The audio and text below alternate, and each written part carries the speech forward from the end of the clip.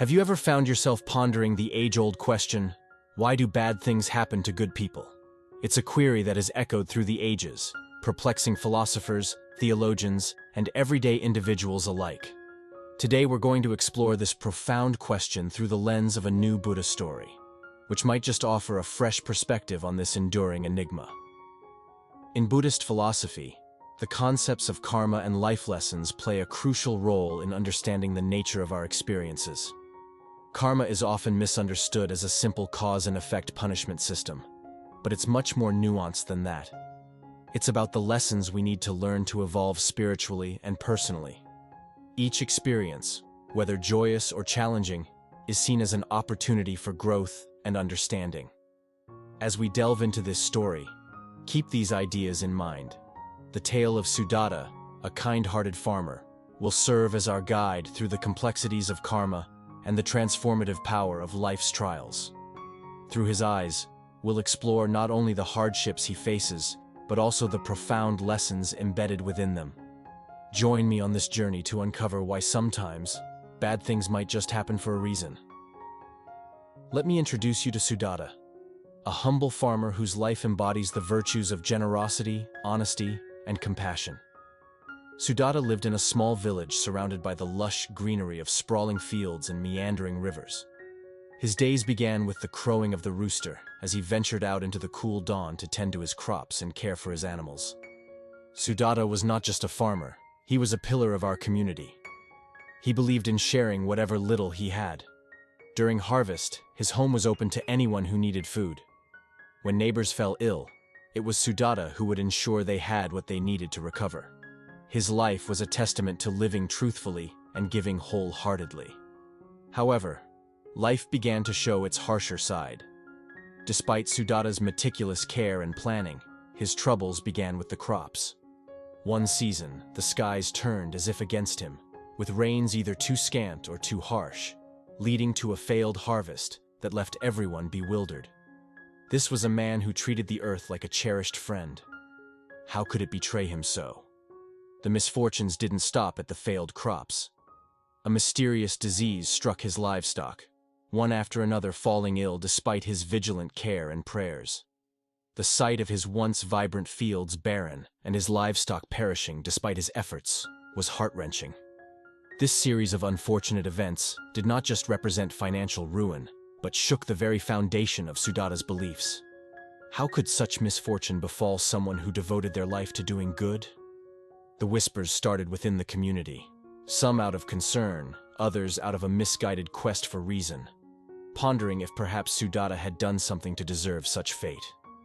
Through these trials, 𝗪𝗏's story unfolds, a narrative not just of unexplained suffering, but also of enduring spirit and faith in the face of relentless adversity. As the seasons progressed, my struggles deepened. The failed crops were just the beginning. Soon, a disease unknown to our local veterinarians swept through my livestock.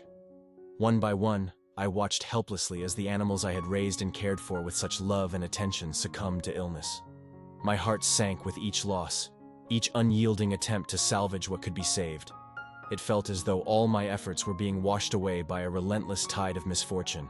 The weight of these challenges bore heavily on me. Night after night, I found myself wrestling with confusion and despair. Why me? Became a recurring question in my darkest hours. I had lived my life adhering to the principles of kindness and integrity. The more I pondered, the deeper my turmoil grew. Yet, even in those moments of profound sadness, a resilient part of me clung to a thread of hope, refusing to let go. This resilience pushed me to rise each morning, to face my fields and care for whatever remained of my livestock. The reaction from our community was mixed, adding another layer to my trials.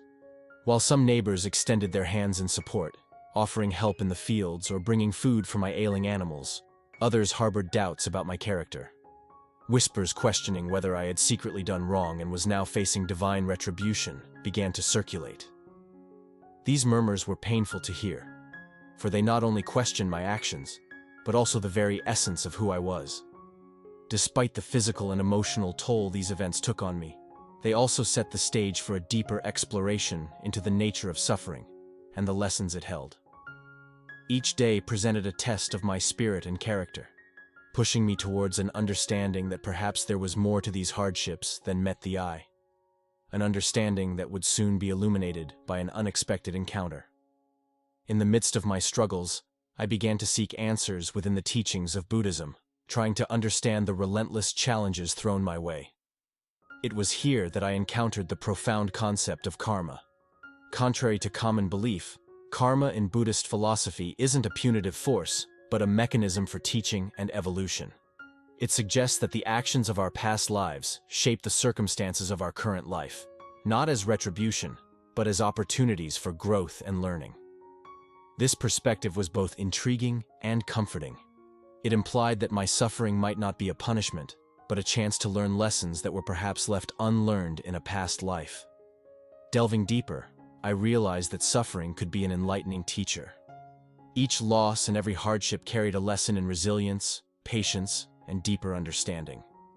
This was not about enduring pain for the sake of pain itself, but about growing through these adversities. The teachings explained how these painful experiences could dissolve old karmic bonds, making way for new growth and enlightenment. This philosophical view shifted my perception of my misfortunes. Instead of seeing them merely as cruel twists of fate, I began to view them as crucial stepping stones on my path to spiritual maturity. These challenges pushed me to develop greater empathy and a more profound connection with others who suffer. They taught me the impermanence of material possessions and the importance of nurturing one's spirit. Embracing this mindset did not erase the difficulties I faced, but provided a framework to understand and navigate through them with a sense of purpose. It prepared me for an encounter that would further deepen my understanding of life's mysterious ways. An encounter with an enlightened monk who would illuminate the true nature of suffering and the transformative power it holds. It was on a particularly trying day, as I wandered through the remnants of my once thriving fields, that I crossed paths with an enlightened monk. His serene presence was in stark contrast to the chaos of my recent life. We spoke at length, and I shared the burdens of my heart with him. In return, he offered wisdom that would forever change my perspective on suffering. He explained that life's greatest lessons are often learned in the crucible of adversity. Each challenge, he said, is a disguised blessing, pushing us toward ultimate enlightenment. This encounter marked a pivotal moment in my life. His words echoed in my mind. Look beyond the surface of your trials, Sudatta, and find the lessons they hold. Inspired by our conversation, I began to shift my focus from my losses to what they were teaching me. I embraced meditation and mindfulness more deeply, cultivating a tranquil mind amidst turmoil. Slowly, I transformed my approach to daily life. I found myself becoming more present in each moment, appreciating the smallest joys and remaining calm in the face of difficulties. My interactions with others became kinder and more empathetic. I realized that my experiences could help others feel less alone in their struggles, fostering a sense of community and support. This new way of living didn't rebuild my barns overnight or replant my fields, but it rebuilt my spirit and redefined my purpose. Each day became an opportunity to practice the virtues of patience, resilience, and compassion. Qualities that had defined me but now deepened significantly. Through this transformation, I not only found peace amidst chaos, but also gained a profound understanding of the true nature of karma and suffering. This enlightenment didn't erase the hardships, but provided me with the strength to face them and grow from them, enriching my soul and preparing me for whatever lay ahead on my spiritual journey. As we reflect on the story of Sudatta and his journey through hardship towards enlightenment, it's important to consider how these insights apply to our own lives. Each one of us faces challenges, and often, it's difficult to see any reason or valuable outcome from such trials. However, understanding the Buddhist perspective on karma and personal growth can offer a new way to interpret these difficulties. Consider your own struggles as potential avenues for learning and spiritual maturing. What lessons might they be trying to teach you? How could they be shaping you into a more compassionate, resilient, or understanding person? Sometimes, embracing our challenges, rather than resisting them, can lead to profound personal transformations and even a deeper sense of peace. Moreover, the concept that suffering can lead to enlightenment encourages us to adopt a mindset of growth in the face of adversity. By viewing our difficulties through this lens, we can begin to appreciate the role they play in our spiritual and personal development. This doesn't mean that experiencing pain or hardship is easy or desirable, but rather that there is a potential for something deeply valuable to emerge from these experiences. In your own life, try to see each challenge as an opportunity to practice virtues like patience, empathy, and mindfulness. These practices not only help in alleviating personal suffering, but also in connecting with others who might be going through similar hardships.